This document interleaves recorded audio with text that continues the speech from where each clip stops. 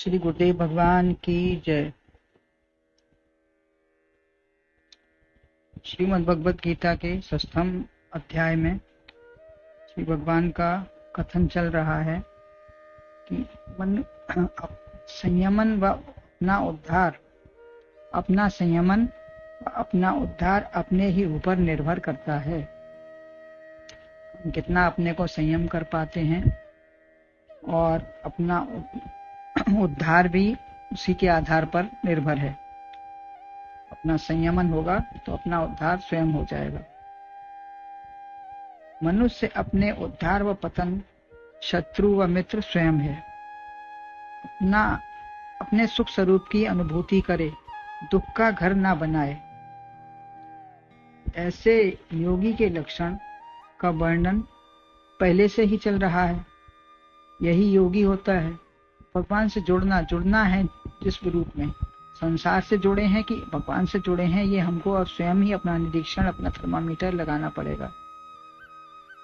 जीते हुए चित्त वाला शांत मन,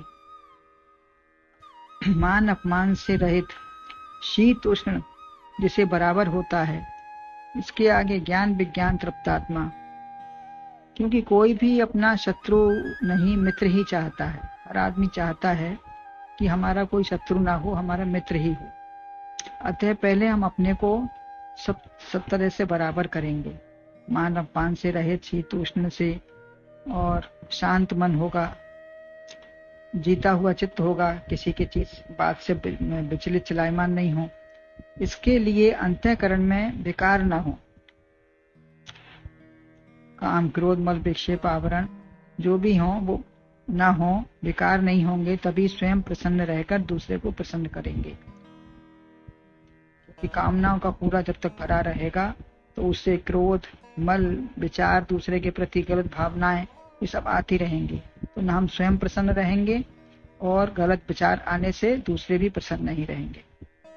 जबकि हम चाहते हैं कि दूसरा हमें कोई शत्रु ना हो, तो शत्रु हम पहले अपने ही बनेंगे अपनी शत्रुता से।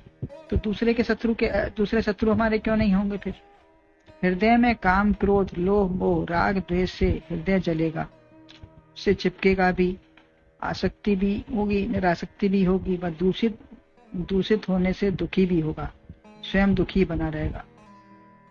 हर एक की शिकायत परेशानी सब चलती रहेगी। अतः मित्रवत व्यवहार करके प्रसन्न रहें। जहां भी जिससे भी मिले मित्रवत व्यवहार ही होगा, तभी दूसरे का भी आशीर्वाद और प्यार मिलेगा। आशीर्वाद पाया तो प्रसन्न रहो।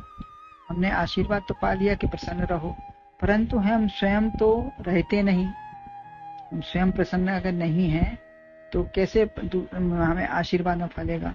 यदि काम क्रोध ना होगा तो हम हितैषी अपने व सबके, तभी हम अपने या सबके हितैषी हो पाएंगे। जब काम क्रोध नहीं होगा।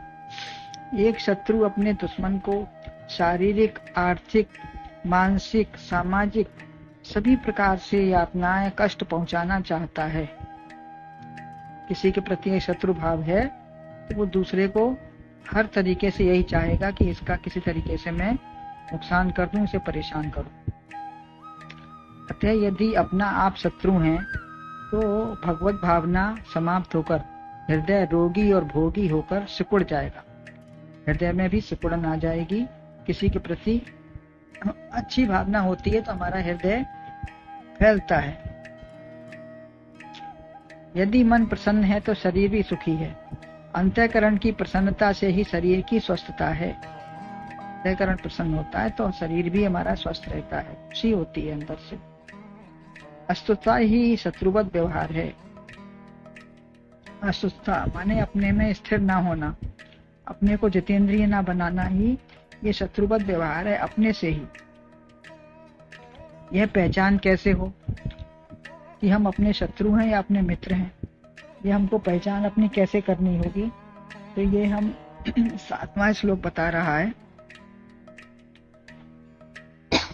जितात्मनः प्रशान्तस्य परमात्मा समाहितः शीतोष्ण सुख दुखेषु तथा मान अपमान योः। अति शांत जन मन जीत का आत्मा सदैव समान है। सुख दुख शीतल उष्ण अथवा मान या अपमान। सर्वत्र समानता। तो इसका अन्वय है शीतोष्ण सुख दुखेषु तथा मान अपमानयोः प्रशान्तस्य जितात्मनः परमात्मा समाहितः। शीत उष्ण सुख दुख मान अपमान को जीते हुए मन वाला तथा प्रशांत अंतःकरण वाला हृदय में ही परमात्मा को अच्छी प्रकार से विराजता है। जब हर तरीके से उसको सर्वत्र समानता है तो हृदय में ही परमात्मा का दर्शन कर लेता है, और उसके विराजता तो सभी के है लेकिन वो दर्शन कर लेता है। जैसे मंदिर बनाने में सुंदर स्थान, सजावट व शुद्ध वातावरण होता हो, व दूषित वस्तु या झगड़ा झंझट ना हो, ऐसा होगा तभी शांत मन से जाकर कोई दर्शन कर सकेगा। ऐसे ही शरीर एक मंदिर है, हृदय सिंहासन है, उस पर प्रभु को विराजमान करना है। यद्यपि वह सदा है परंतु हमें पता तो चले। जैसे आकाश पहले से ही मिट्टी में है, सब जगह है आकाश खाली, परंतु घड़ा बनने पर ही स्पष्ट दर्शन होता है कि आकाश है। जैसे अधिक सर्दी या अधिक गर्मी में कुछ करते नहीं बनता, तो किस मौसम में क्या करेंगे? यह तो आते जाते रहेंगे अवश्य ही। बेचैन ना हो किसी भी समय में, शीतो हो या उष्ण, व्याकुलता ना आए मन में। सुख दुख भी आएंगे जाएंगे, धन पुत्र परिवार मकान मान प्रतिष्ठा मिली तो सुख है, यदि कुछ चला गया तो दुख है। तुम कहो कि जन्म ना हो या मृत्यु ना हो, हर चीज आएगी और जाएगी, अपनी जगह प्रकृति सब चलती रहेगी। धन है तो खर्च करोगे, तभी भोजन वस्त्र या जीवन निर्वाह हो पाएगा। यह भी कभी इच्छा से जाता है, कभी अनिच्छा से जाता है। कहीं से जाएगी तभी दूसरे को मिलेगी। जाना आना लेन देन सब चलता रहता है, अतः उसमें दुखी सुखी मत हो। मेहमान जाएगा जरूर, मेहमान पहले दिन मेहमान होता है, फिर रहमान हो जाता है, फिर उसको शैतान भी महसूस होने लगता है। अतः जब जाना ही अच्छा लगता है कि फुर्सत हुई, जब वो शैतान नजर आता है तो लगता है जाना ही ठीक है, और चला गया तो फुर्सत हुई। एक सत्संगी पिता हमेशा आते थे, एक पिता बहुत सत्संगी थे, वो हमेशा सत्संग में आते थे। अचानक उनका 22 वर्ष का पुत्र चला गया, तो कहा कि एक मेहमान को विदा करके आ रहा हूँ। दूसरे ने, उन्होंने मतलब ये नहीं कहा कि मेरा पुत्र चला गया इसलिए मैं नहीं आ पा रहा हूँ या नहीं गया। उसने कहा कि एक मेहमान चला गया है, उसको विदा करके मैं आ रहा हूँ, आऊंगा। देर होने का कारण दूसरे ने बताया कि उनका पुत्र नहीं रहा। अतः संसार में कोई भी व्यक्ति भाग्य से प्रारब्ध से आता जाता है, स्वेच्छा से नहीं। विवाह हुआ, पुत्र भी हुआ, वो होना ही है, ठीक है, हुआ होगा, ठीक है। तो लेकिन हमारी स्थिति क्या है? एक हमारी सत्संगी बहन जी थी, हीरा बहन जी माता जी, तो पोता होने पर लोगों ने उनसे भंडारे के लिए कहा, तो उनका जवाब था कि आज हुआ तो खुशी और कल मरेगा तो दुख। तो ऐसा भावना आज और कल हमारे लिए सब समान भावना बनी रहे, ऐसी संभावना हो। यानी कितने ही यात्री कितने आते हैं, जाते हैं, मिल जाते हैं, कितने चले जाते हैं, पौषाले में कितने इकट्ठे हुए चले गए। ऐसे ही यह अतिथि गृह है संसार। यदि कोई अतिथि आकर आपकी बहुत सेवा भी करते हैं, उनके लिए भी रोने की क्या आवश्यकता है। सुख दुख के सु दोनों में मन को जीते रहो, रोना या फूलना नहीं। परमात्मा में स्थिति हो जाए, परमात्मा में स्थिति हो जाए तो ठीक है, आ गया तो अच्छा है, कुछ हो गया तो ठीक, नहीं हो गया तो ठीक है। तो भगवान की जाही विध राखे राम ताही विध रहिए। सीताराम सीताराम सीताराम कहिए। संसार में पति पुत्र बहन भाई ही मानकर आसक्त रहे, तब भी आसक्त रहेंगे। शरीर को मैं मानोगे तो परिवार भी मानना ही पड़ेगा।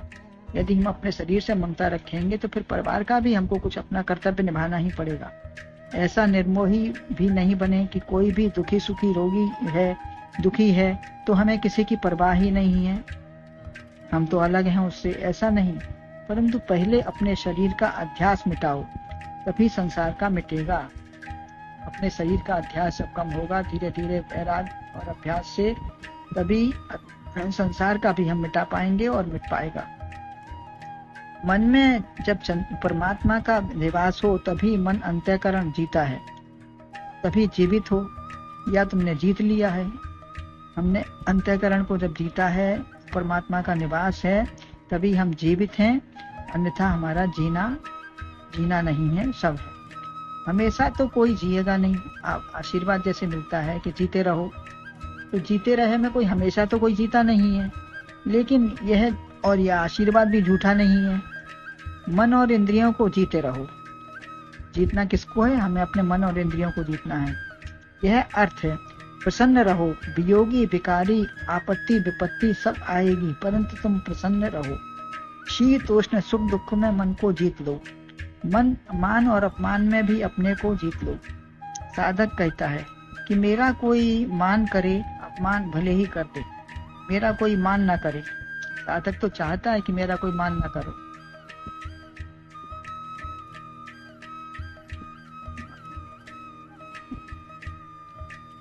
अपमान भले ही कर दे। कबीरा तेरी झोंपड़ी गल कटियन के पास, जो करेगा सो भरेगा, तू क्यों भया उदास।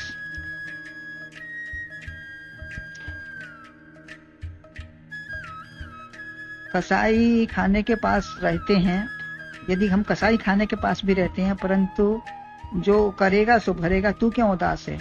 जो जैसा करता है मान अपमान वही भरेगा। साधक मान से दुखी होते हैं, संसारी मान चाहते हैं, परंतु यह सिद्धावस्था है कि कुछ भी हो, निंदा या स्तुति, जब पूर्ण सिद्ध हो जाता है, सिद्धि को प्राप्त कर लेता है, तभी ऐसी स्थिति बन पाती है, निंदा स्तुति की समान और मान अपमान में भी समान। हृदय में उद्वेग ना हो, यदि हम उसे मना करेंगे तो हृदय में विक्षेप होगा, कोई मानेगा ही नहीं। संत कोई कहे कि तुम हमारी पूजा सम्मान मत करो, दान दक्षिणा मत दो, तो क्या भक्त कोई प्रेम या भक्त प्रेमी मानेंगे। गुरुजी फूल व दीपक को मना करते थे। परम पूज्य महाराज सदगुरु जी फूल व दीपक चढ़ाने को मना करते थे कि ये क्यों बर्बादी कर रहे हो पैसे की। चरण नहीं आचरण को छुओ। चरण क्यों छूते हो? आचरण छूते हो देख के, उनको देख के अपनाओ। अपने ही पैर छू लो, तुम्हारे पास भी तो पैर हैं। गुरुजी को ये सब करते थे बंधन पूजन। उनके कहने से क्या कोई मना कर मतलब नहीं मानता था? नहीं, सब बंधन पूजन करते ही थे, परंतु पैसा नहीं छूते थे गुरुजी, तब पैसा नहीं चढ़ता था। अतः जब मान देने वाले नहीं मानते तो विरोधी अपमान भी विरोधी जो अपमान करते हैं वो भी अपने को कैसे छोड़ेंगे। इसका जो करना है, जिसकी जो प्रकृति है, भाव है, तो वो अपने हिसाब से करेगा ही। उससे भी विक्षेप ना हो चित्त में, क्योंकि शरीर निंदित है ही। शरीर तो निंदित है ही, वो गंदा काम, कुछ भी काम गलत सही करता ही है। और आत्मा निर्विकार है, उसे अपमानित कोई क्या कर सकेगा। यह शुद्ध परिष्कृत है, आत्मा सदा शुद्ध है, परिष्कृत है, इसकी स्तुति भी नहीं हो सकती। आत्मा का सदा मान और प्रशंसा है, और शरीर का अपमान व निंदा है। आत्मा का मान और प्रशंसा सदा है, और शरीर का अपमान व निंदा वो भी सदा है। यदि मन जीता हुआ है तो संसार के वचन व क्रियाएं हमारे हृदय से परमात्मा को निकाल नहीं सकती। यदि हमने मन को जीत लिया है, मन में परमात्मा को बिठा लिया है, तो उससे कोई हमारे परमात्मा को निकाल नहीं सकता। तब अभिमान व रागद्वेष ना होगा, और जब कोई निकाल ही नहीं पाएगा तो भगवान हमारी स्वयं रक्षा करेंगे, ना उससे अभिमान आएगा ना रागद्वेष होगा, तभी प्रशांत से होगा। स्वयं को जीतकर ही शांत हो पाएंगे। अपने को जीतकर ही स्वयं को जीतना है। एक कंकड़ भी पानी में पड़े तो बुलबुले उठ जाते हैं, ऐसे ही राग द्वेष से विक्षेप आएगा। ये मान अपमान सज्जनता यह सब चाहते हैं, मान सब चाहते हैं। दुर्जन अपमान ही करता है।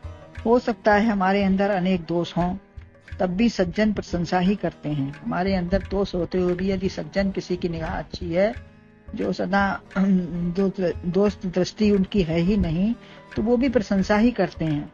संत कभी किसी को बुरा नहीं कहते, अच्छा ही कहते हैं। दोष है तो निंदा दूसरा करता है, यदि नहीं है तब भी करता है, तो दूसरे का ही स्वभाव है। यदि हमारी कोई दोष से या भलाई से भी कोई निंदा ही करता है, तो ये उसका स्वभाव है, हमको उसमें कुछ नहीं मानना है। हमारा कोई सद्भावना या दुर्भावना नहीं है। कुछ बनेगा बिगड़ेगा नहीं इससे हमारा, उसी का जो बनेगा सो बढ़ेगा। अतः जब अंतःकरण जब प्रशांत से जितात्मनय होगा, तभी परमात्मा बैठेगा। हिलने डोलने वाले जगह में आप ही बैठना पसंद नहीं करोगे। समतल आसन होगा या समतल कुर्सी होगी, समतल जगह होगी, तभी आप बैठ पाएंगे। विषमता, कटुता व द्वेष में परमात्मा का निवास न होगा। संस्कारी जन अपने हृदय को संस्कारित कर लेते हैं और विशेष भाव अपने मन में बनाकर परमात्मा को स्थापित कर लेते हैं। स्थापित होते हुए उसको पहचान लेते हैं, जान लेते हैं, और किसी भी एक अपने इष्ट के रूप में उसको स्थापित अपने मन में बसा लेते हैं। जो हमारा लक्ष्य है परमात्मा स्वरूप, उसको जान के पहचान के और अपने उसी में अपनी स्थिति बना लेते हैं। तो गुरुदेव भगवान की जय।